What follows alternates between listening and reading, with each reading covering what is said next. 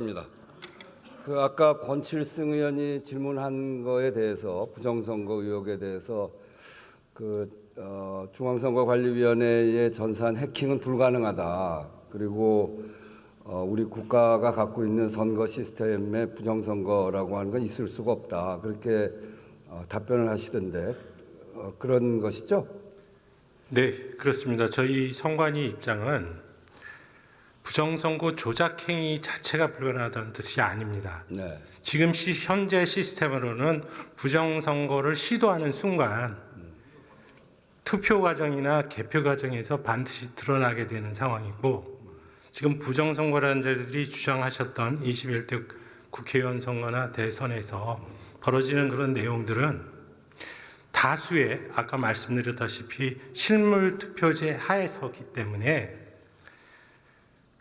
투표지 자체도 조작을 해야 되는 게 필요합니다. 네, 그렇죠. 예, 그렇기 때문에 사후 검증에서 당연히 드러날 수밖에 없는 구조를 갖고, 또한 실행행위자가 한두 명 가지고는 되지 않습니다. 그래서 저도 지난번 선거 치른 사람으로서 총선거지 선거를 치를 때 이게 전자투표를 하는 것이 아니고 투표용지를 받아서 투표하는 사람이 가서 투표를 하고, 그리고 투표함으로 모아서 그것을 개표장에 가서 각 후보자들이 추천하는 개표 종사원들이, 개표 감시원들이 다 감시하는 상태에서 개표 종사원들이 개표하잖아요. 그리고 그것을 모아서, 저는 노원구니까 노원구 선거관리위원회에서 다 집계를 해서 당락을 거기서 발표한단 말이죠. 여기에 무슨 전산 조작을 한다거나 하는 여지가 있을 수가 없는 거죠. 저희가 이 전산 시스템에 대해서 보완을 강조하고 있는 부분은 현행 투표제 자체가 사전 투표제를 지금 채택하고 있습니다. 네네. 그러다 보니까 전국적으로 하나의 단일 선거로서 통합 선거인 명부를 가지고 실제적으로 사전 투표를 하는 경우에는 각 읍면동 해당 사전 투표소하고 전자적으로 연결을 해서 네. 그 투표자가 정당한 선거권자인지를 확인하고, 그 선거권자가 어느 관할 선거구에 해당하는 선거인인지를 확인해서 별도로 거기에 해당하는 투표지를 인쇄 발급하도록 되어 있는 시스템입니다. 그렇기 때문에 사전 투표제를 운영하기 위해서는 반드시 그와 같은 전자 선거 시스템을 이용할 수밖에 없는 구조입니다. 그렇지만 그것은 사전 투표제를 실행하기 위해서 반드시 필요한 것일 뿐이고, 네. 그로 인해서 사전 투표지가 발급되는 순간 그것은 본 투표에서 행해지는 투표지와 동일하게 똑같죠. 투표함에 넣고, 네, 그렇죠. 다만 이제 관외, 관내가 분리가 돼 있으니까 관할 선거위원회에 실물 투표지가 우편 투표 방식으로 이송되는 과정이 이제 들어가게 됩니다. 네네. 이제 그런 과정에서 여러 가지로 절차가 좀 복잡하기 때문에 오해의 소지가 있을 수가 있어서 국민 여러분들께서 우리의 선거 제도의 절차를 제대로 이해하지 못하시는 경우에 오해의 소지가 있을 수 있고, 다만 저희가 지금 부정선거 론자들의 주장에 의하면 몇 가지 선거 절차에서 저희들이 잘못한 부분은 분명히 있습니다. 그렇지만 그것이 조직적인 부정선거론으로 규결이 될 수 있는 방법은 아까 말씀드렸듯이 다수의 부정선거 조작 행위자들의 존재가 필요하기 때문에 반드시 부정선거 조작이 시행되는 경우에는 사후에라도 밝혀질 수밖에 없다. 네.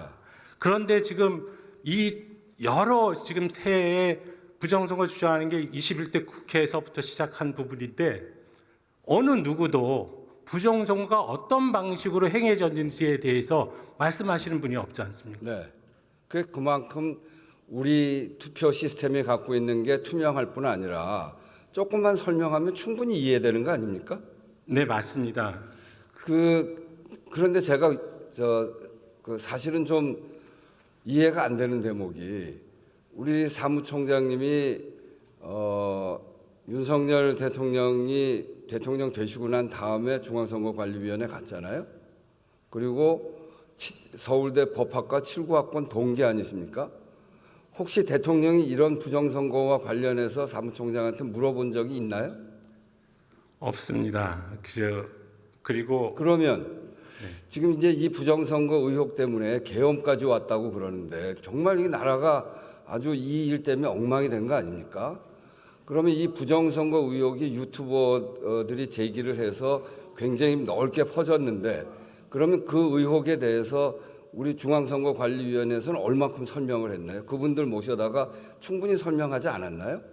그런 기회가 없었나요? 예, 그런 기회는 없었고 네. 지금 저희가 2023년도에 국정원으로부터 보안 컨설팅, 즉 전자구리 시스템, 전산 장비에 대한 보안이 제대로 갖춰졌는가에 대한 부분에서 합동 컨설팅 그 사업을 시행한 바 있습니다. 그래서 그 과정을 통해서 어느 정도 의구심이 해소됐으리라고 생각을 했고요. 네. 그 다음에 22대 국회의원 선거를 잘 치러야 되겠다는 생각 때문에 제가 여러 가지로 절차도 좀 개선을 해왔고 실제적으로 21대 국회의원 선거 때 부정선거에 휘말리면서 126건의 이제 선거 소송이 제기됐었습니다.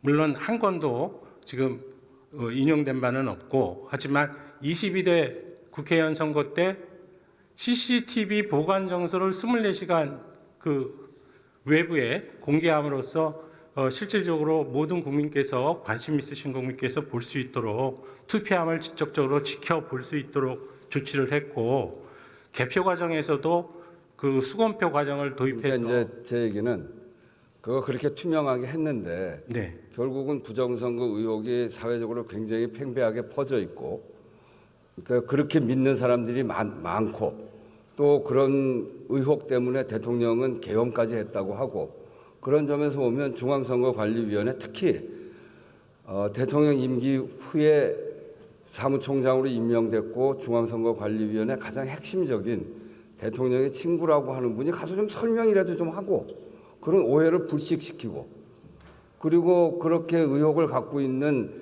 그런 유튜버 이런 분들도 모아서 좀 설명도 하고 이런 적극적인 노력을 중앙선거관리위원회가 했어야 되는데 그런 생각을 갖고 있는 사람들이 저렇게 많이 생기고 대통령도 그런 의혹을 가질 정도로 사실은 좀 황당한 의혹인데요. 그런 황당한 의혹 때문에 계엄까지 하는 그런 상황을 중앙선거관리위원회가 막지 못한 것. 그건 전 참 잘못이라고 생각합니다. 네, 그 지적에 공감하고 저희들이 제대로 국민들에게 그 선거제도에 대한 홍보라든지 부정선거에 대한 반박 이런 부분들을 제대로 수행하지 못한 부분은 저희들 스스로 인정하겠습니다. 그리고 지금과 같은 이 국론이 부려되는 사태에 저희 선관위도 책임이 있다라는 생각을 하고 있습니다. 다만 선거관리위원회의 기본적인 목표는 지금 공정선거관리에 있고 그 공정선거관리를 하기 위한 전제 조건이 엄정 중립입니다.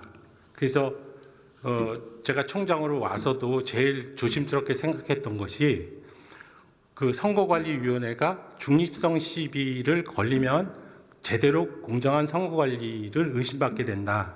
그래서 그 언행이라든지 이런 부분들을 최대한 그 양쪽 정당이나 이런 부분들의 그 오해를 사지 않도록 나름 중립을 지키려고 노력하다 보니까 너무 좀 소극적으로 대응한 부분도 있는 것 같습니다.